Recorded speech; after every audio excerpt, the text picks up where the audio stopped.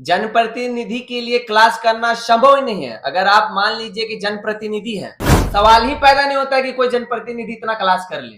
तो छात्र के लिए 75% अटेंडेंस कंपलसरी है और तभी जाके वो एग्जाम में अपेयर हो सकता है और एग्जाम में बैठकर परीक्षा दे सकता है। पर मैं ये भी कहना चाहता हूं कि मुझे नहीं लगता है, मैं पूरा आश्वस्त हूं कि मुझे नहीं लगता है कि वो एग्जाम में बैठे होंगे। यही तो दुर्भाग्य है। रांची विश्वविद्यालय, जितने भी महाविद्यालय हैं, उनको एक सर्कस की भांति घुमा दिया जा रहा है। तो वो अगर एग्जाम देने गए तो क्यों मीडिया चैनल उनको कवर नहीं किया? हम सभी छात्रों के लिए प्रेरणा नायक बनता और ना कि एग्जाम दिए बल्कि टॉप भी हो गए। अगर लाइव लगातार में आपका स्वागत है। मैं सुरजीत सिंह। हमारे और आप सबके लिए आज एक बिल्कुल अलग खबर सामने आ रही है, वह है हटिया विधायक नवीन जायसवाल के बारे में। बहुत कम लोग जानते हैं कि हटिया विधायक नवीन जायसवाल कितने पढ़े लिखे हैं। तो आज आपको हम बताएंगे कि हटिया विधायक कितने पढ़े लिखे हैं और उनके सर्टिफिकेट्स, उनकी शिक्षा के बारे में जो जानकारी जुटाने का काम जिन्होंने किया है उनका वो विशाल यादव है, छात्र नेता है, हमारे साथ मौजूद है। जो सूचना है कि उन्होंने 1990 में इंटर की परीक्षा पास की, उसके 30 साल बाद उन्होंने 2021 में स्नातक की परीक्षा पास की। प्रथम श्रेणी से उन्होंने पास किया। उनका विषय था नागपुरी और उन्होंने जेएन कॉलेज में 2018 में एडमिशन लिया और 2021 में वो पास किए। उनको नंबर प्रथम श्रेणी का आया 8 पॉइंट समथिंग CGPA। और छात्र नेता विशाल यादव का दावा है कि उनके डिग्री में बड़ा झोल है। इसको लेकर के उन्होंने कई RTI किए और वो खुद बताएंगे अभी हम लोग के साथ कि क्या उनकी डिग्री में क्या झोल है नवीन जायसवाल की डिग्री में। विशाल, आप बताएं कि नवीन जायसवाल की डिग्री में क्या झोल है। जैसे कि आप सभी को पता होगा कि श्री नवीन जायसवाल जी हटिया विधानसभा के विधायक हैं। जैसे कि आप सभी को पता है कि एक आम छात्र को विश्वविद्यालय में और महाविद्यालय में किस प्रकार उनको परेशानियों का सामना उठाना पड़ता है। मेरा लड़ाई किसी व्यक्तिगत या विशेष नहीं है।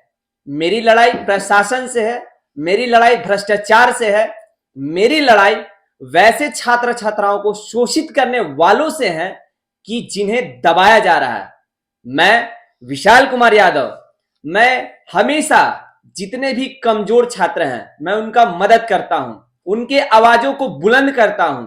मेरे में ये खूबी है। इनको इसीलिए हमने ये इनका घोषणा पत्र हमको मिला जो ये चुनाव आयोग में उनको देते हैं। तो मुझे पता चला कि कोई भी व्यक्ति 25 से 30 साल बाद पढ़ना, ये मेरे लिए भी और आपके लिए भी संभव किसी प्रकार से नहीं है। ये तथ्य बिल्कुल गलत है। मैं इस पे लगा। सूचना का अधिकार अधिनियम 2005 के तरह मैं जो अपने स्तर से कर सकता था मैं उनको मंगाया। विशाल, आपको कैसे पता चला पहला कि नवीन जायसवाल की डिग्री में कुछ गड़बड़ी हो सकती है? वैसे पता चला कि जैसे कि आपको मैं बता दूं कि कोई भी व्यक्ति अगर 20 साल या 10 साल या 5 साल आप छोड़ दीजिए, आपको अगर कंटिन्यू कीजिएगा पढ़ाई तो आपको बहुत कठिनाइयों का सामना करना पड़ेगा। हो सकता है कि आप में भी जिस विषय में आप कर रहे हो उनका थोड़ा आप भूल जाइएगा, चाहे आपको याद नहीं रहेगा, क्योंकि किसी भी व्यक्ति का स्मरण शक्ति उतना है नहीं कि वो 20 साल 25 साल 30 साल का जो पढ़ाई है उसको कंटिन्यू करना। और एक जनप्रतिनिधि के लिए ये असंभव की बात है, क्योंकि उनका कार्य बहुत होता है, लोगों से मिलना, धरातल पे जाना, धरातल पे काम करवाना, विधानसभा में जाना और जितने भी अपने क्षेत्र में भ्रमण करना। तो इस प्रकार के कार्य विधायक को होते हैं और इसमें भी आप डिग्री लेके टॉप कर जा रहे हैं अपने विषय में, तो ये असंभव बात है, ये हो ही नहीं सकता है। आरटीआई में क्या पूछा? आरटीआई में हमने पूछा कि कितना परसेंट मतलब इनका अटेंडेंस है, क्योंकि माननीय विधायक जी हैं। अब विधायक है तो मैंने तो आपको काम बता दिया कि कितने कितने काम करने पड़ते हैं। तो यूजीसी का नियम ये कहती है कि किसी भी छात्र को, अब मान लीजिए वो पढ़ रहे तो छात्र ही होंगे, तो छात्र के लिए 75% अटेंडेंस कंपलसरी है, और तभी जाके वो एग्जाम में अपेयर हो सकता है और एग्जाम में बैठकर परीक्षा दे सकता है। पर मैं ये भी कहना चाहता हूं कि मुझे नहीं लगता है, मैं पूरा आश्वस्त हूं कि मुझे नहीं लगता है कि वो एग्जाम में बैठे होंगे। तो आपको आरटीआई में क्या पता लगा क्या उनका अटेंडेंस 75% है? नहीं, यही तो दुर्भाग्य है। रांची विश्वविद्यालय, जितने भी महाविद्यालय हैं, उनको एक सर्कस की भांति घुमा दिया जा रहा है। अब मैं एक छात्र हूं। नवीन जायसवाल के मामले में आपको क्या पता चला? क्या 75% उनका अटेंडेंस है? यही तो दुर्भाग्यपूर्ण बात है विश्वविद्यालय का कि वो अटेंडेंस देने से ही इनकार कर दिए। क्या कह रही है? अटेंडेंस आपको मैं एक आरटीआई के माध्यम से ही मतलब आपको मैं बता दूं, और मैं आप सभी को दिखा भी दूं कि ये देखिए, जन सूचना पदाधिकारी जगन्नाथ नगर महाविद्यालय ध्रुवा, उनके तरफ से हमको जानकारी बताया गया है, उपलब्ध करवाया गया है, जो कि ये असंतोषजनक है। और मैं इनसे एक बार नहीं, मैं इसे पढ़ दूं। जी बिल्कुल। इनको सूचना के अधिकार के तहत नागपुरी विभागाध्यक्ष ने जो जानकारी दी है, वो लिखते हैं कि विद्यार्थियों को परीक्षा फॉर्म भरने के समय विश्वविद्यालय के नियमानुसार तत्कालीन विभागाध्यक्ष अपने स्तर पर अग्रसारित किए थे। अग्रसारित करने के समय उपस्थिति को संज्ञान में लिया जाता है। तत्कालीन विभागाध्यक्ष के सेवानिवृत्ति के पश्चात संबंधित उपस्थिति पंजी विभाग के संज्ञान में नहीं है। ये सच में चौंकाने वाली बात है कि कॉलेज का पंजी होता है, किसी विभागाध्यक्ष का पंजी नहीं होता है, और कॉलेज की पंजी जो है कॉलेज में उपलब्ध नहीं है। ये एक सवाल तो नवीन जायसवाल की डिग्री को लेकर के जो सवाल खड़ा हो रहा है, उसमें एक ये बड़ा फैक्ट है कि आरटीआई में जेएन कॉलेज ने एक्सेप्ट किया है कि उनके पास इसका अटेंडेंस रजिस्टर नहीं है। और ये मुझे लगता, तो अटेंडेंस रजिस्टर नहीं रहने की वजह से आप आरोप लगा रहे हैं कि उनका डिग्री में कुछ न कुछ झोल है। जी विशाल, नवीन जायसवाल भाजपा से 4 बार, एक बार आरसू से और भाजपा से 3 बार के विधायक हैं। वो लगातार चौथी बार विधायक है। हाँ। तो ऐसा नहीं लगता कि शायद उन्होंने क्लास किया हो? जनप्रतिनिधि के लिए क्लास करना संभव ही नहीं है। अगर आप मान लीजिए कि जनप्रतिनिधि है, इस बारे में आपकी कभी नवीन जायसवाल जी से बात नहीं?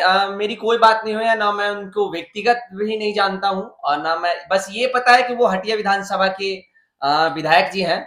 जेएन कॉलेज के बाकी पदाधिकारियों से या प्रिंसिपल नहीं से? नहीं नहीं, मेरी कोई बात नहीं है। सिर्फ आपने आरटीआई के जरिए जानकारी हासिल की? जी, मैंने बस उनका घोषणा पत्र देखा और मुझे लगा कि कहीं ना कहीं मतलब कि ये एक प्रश्न चिन्ह और बनता है कि मान लीजिए एक जनप्रतिनिधि है, अगर कहीं भी आए, अगर वो एक सभा ही करते हैं, चाहे कोई फीता काटने का उद्घाटन ही करते हैं, अगर कहीं भी जाए तो कितना लोग में हवा हो जाता है कि हाँ जनप्रतिनिधि आए हैं हटिया विधानसभा।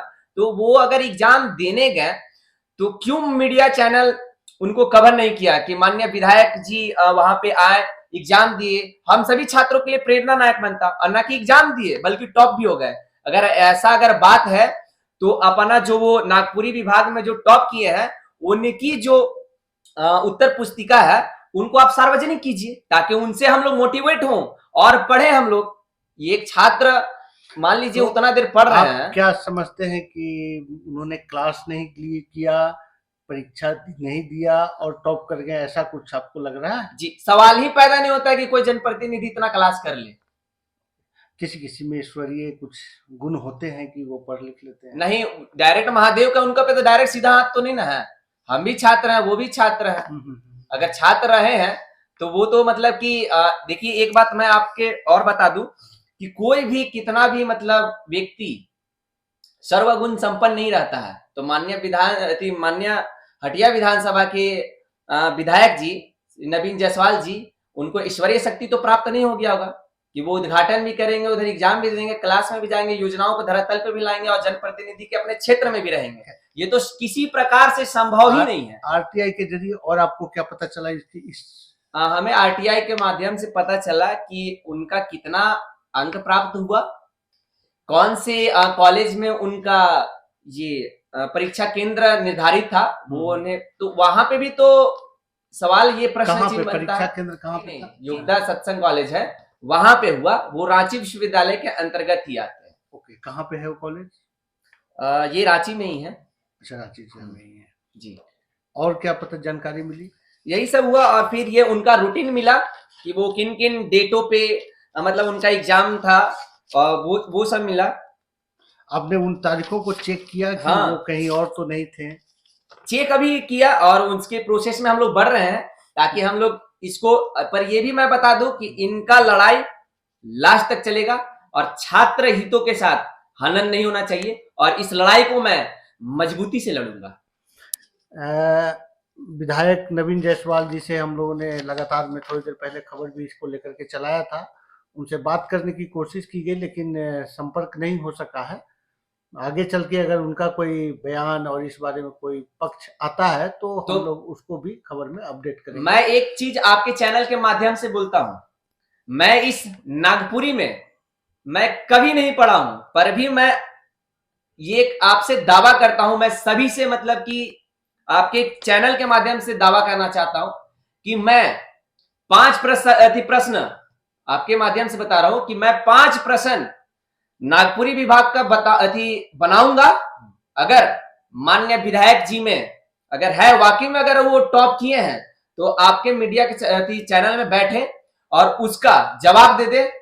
मैं दावे के साथ बोल सकता हूं कि वो जवाब ही नहीं दे पाएंगे। ठीक है विशाल, आगे अगर नवीन जायसवाल इस चुनौती को स्वीकार करते हैं तो हम लोग कोशिश करेंगे छात्र नेता विशाल और नवीन जायसवाल के सवाल और नवीन जायसवाल के जवाब दोनों ढूंढने की। धन्यवाद, नमस्कार। लाइव लगातार के वीडियो को लाइक करें, सब्सक्राइब करें और बेल आइकन को दबाना न भूलें।